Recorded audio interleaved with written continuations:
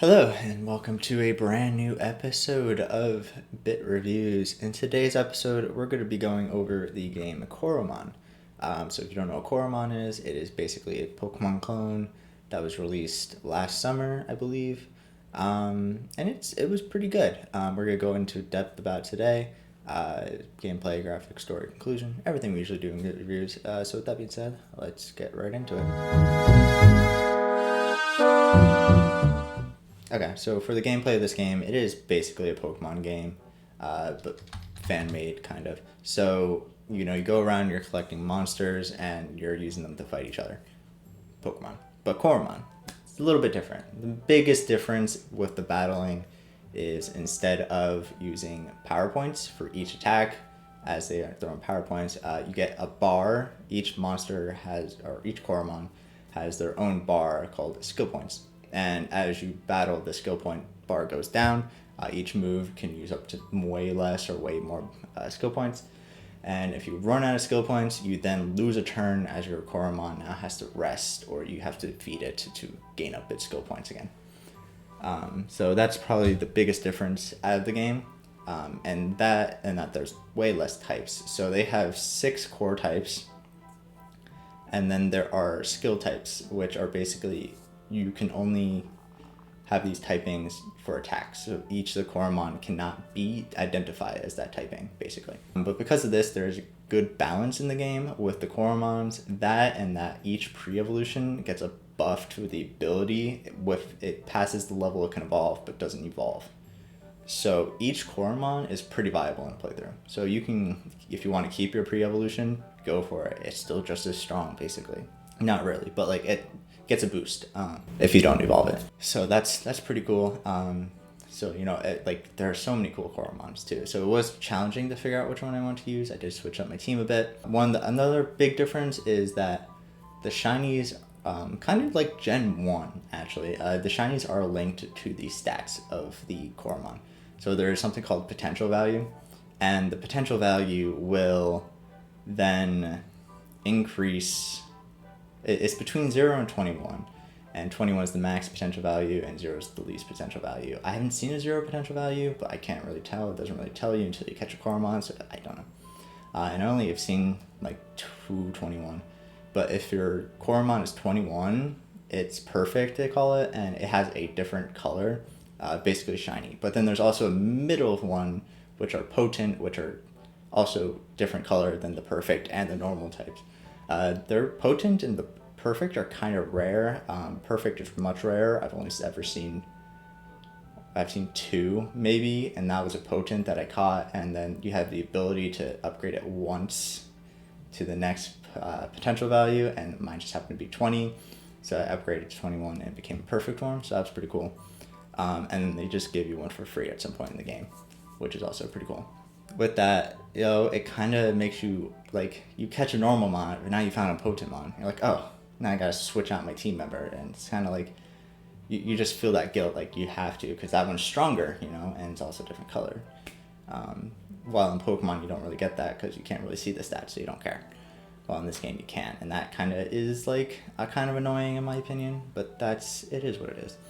That, and one other thing that I've realized throughout the game is, they would give a certain stat to a Coromon, and then it would seem oh, this Coromon's a special attacker, and then I'm leveling up to level 60, and I'm like, why don't you know any special attacks? Why do you only have physical type attacks? And they're not the bulkiest either, that Coromon, so it's why aren't you learning moves that help with your specialization?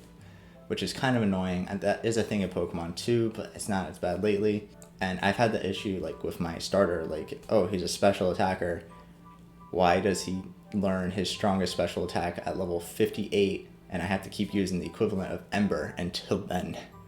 It's kind of annoying, because this physical attack wasn't really keeping up either. So that's basically the battle system. That's the only issue that I really had in the battle system. There's a difficulty mode too. Actually, continuing with the battle, let's just go to Titan fights. So instead of your gym leaders, you get these fights with your Titans. And they're kind of like a big boss fight. They get a lot of health, they get a lot of skill points. And They're kind of, well, I played on normal mode, but they weren't too difficult. I never lost to one.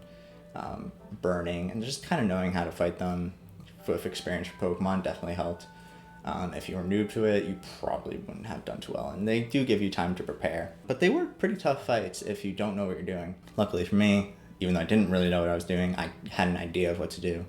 And I kind of was able to go right into them. Definitely use up a lot of healing items, which is kind of annoying, but you know, it is what it is. They do a great job keeping you supplied with healing items just from exploring. Like, I didn't really find myself buying too many, which is also really nice. There's tons of hidden items, tons of items laying around. I feel like I'm all over the place. I'm sorry. There's so much to talk about. But yeah, I think that's enough of the battles. The battles were cool. They did take a little bit of getting used to, but you know, it's Pokemon. So it's nothing too different, but it is different enough. They were kind of cool. Difficulties. There are difficulties to the game. Easy to insane. Insane mode is just a Nuzlocke. That's basically all it is. Hard mode is basically an easier Nuzlocke where you can just kind of catch mons, but they do faint and you can't use them again.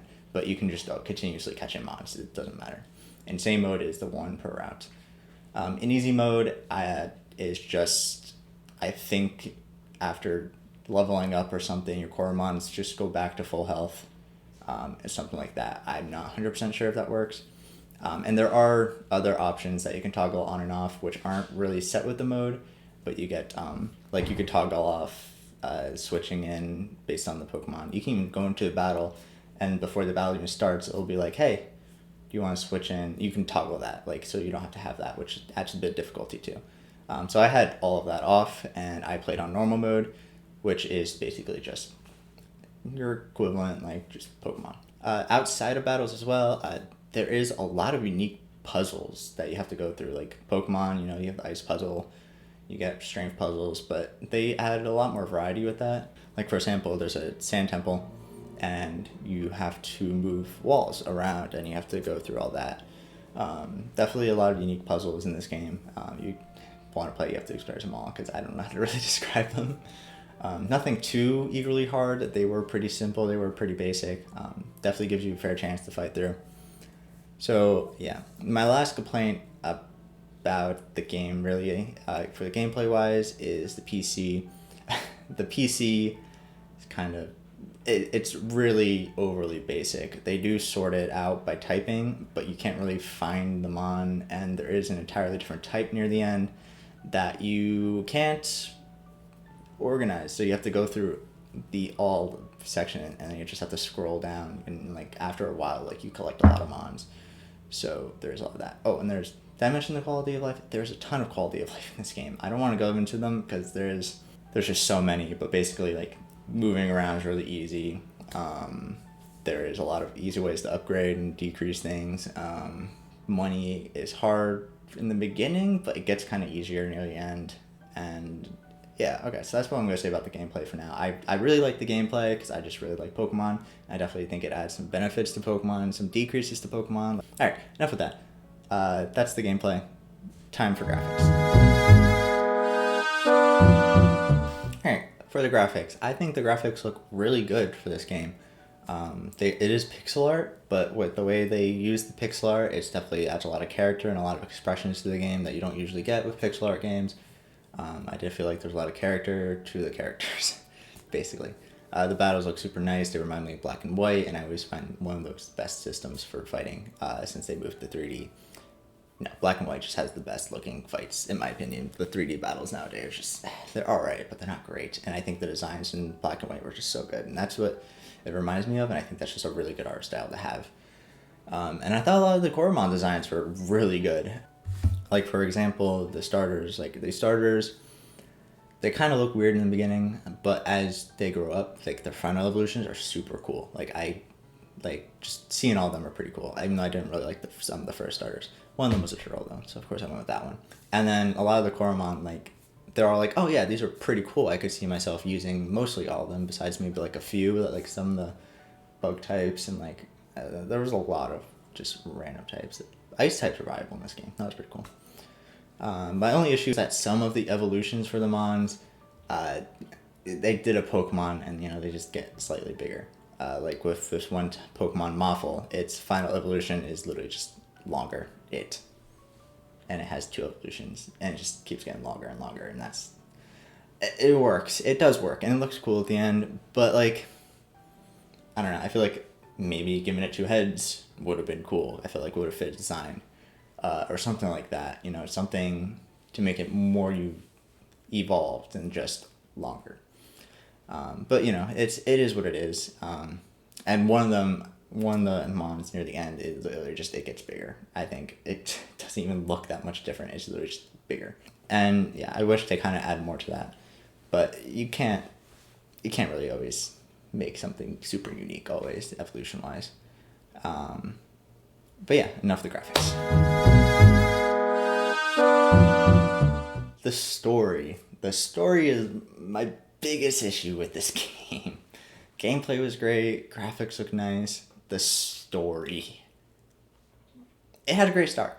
You know, they give a lot of detail into the characters, they give you a lot of freedom to be whatever you want, and then you have a goal in mind and you start going to the goal. And I do think it's pretty cool. Like, you start off the game pretty leisurely, like they give you your task and you're like, oh, I'm gonna set off and do that task. But as you continue the game, you realize, oh, there's an impeding threat to what I'm doing, and I need to start racing people now. So you're speeding up and speeding up. And I think that was fine.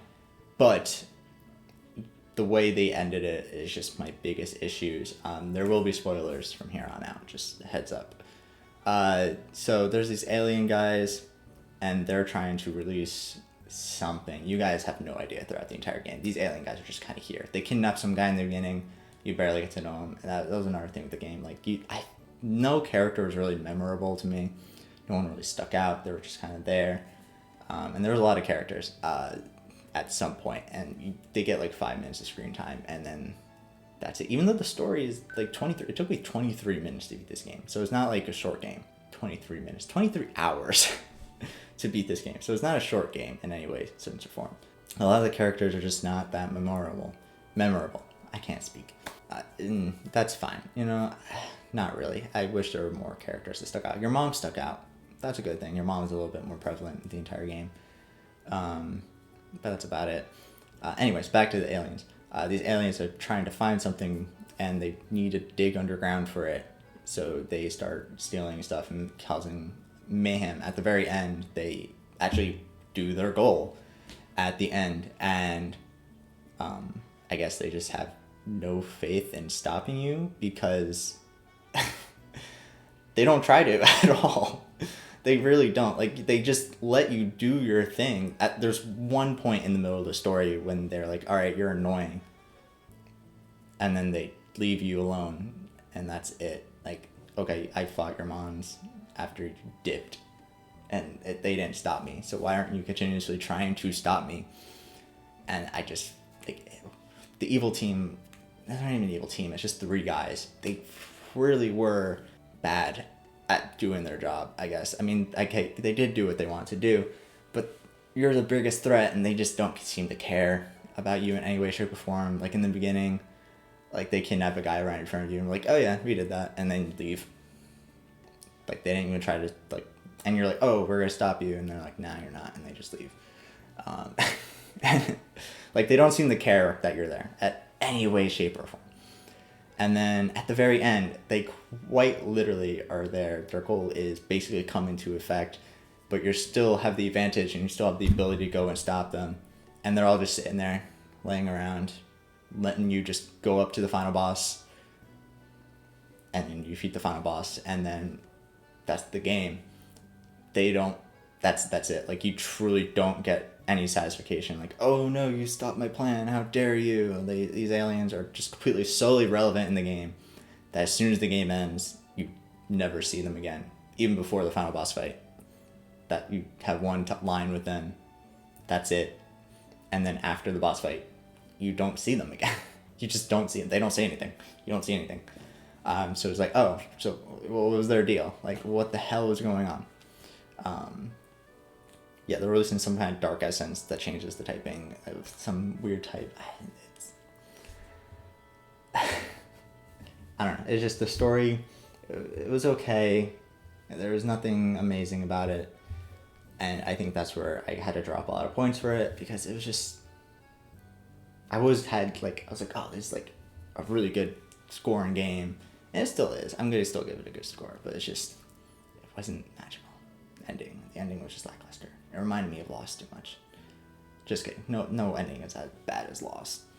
But anyways, that's my opinion on the story. All right. So the conclusion of Coromon, I think it had a great start. They took their time. You were going through things slowly. Everything had a lot of detail into it.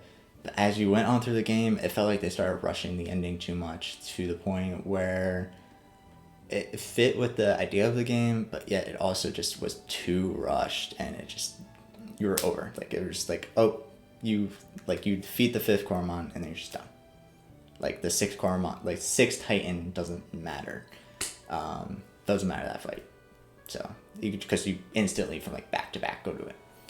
I think the game still has lots of potential, and I think if they were able to look at these little details and definitely experience some things, it would be pretty good. And I really do hope they continue with a sequel, because they do hint at a sequel at the end. I do hope they continue and create this sequel. Maybe give more time to flesh out the ending of a story, because I wish there was just more. And maybe in the sequel they can go back and kind of refresh some things, because it does sound like you're going to be the same character throughout. So overall, my final review is I'm going to give the game a 6 out of 8. It is a good score, I think, 75% right there. So hope you enjoyed this review. And I hope I encourage you to play some Pokemon games in the future. But anyways, see you guys in the next one.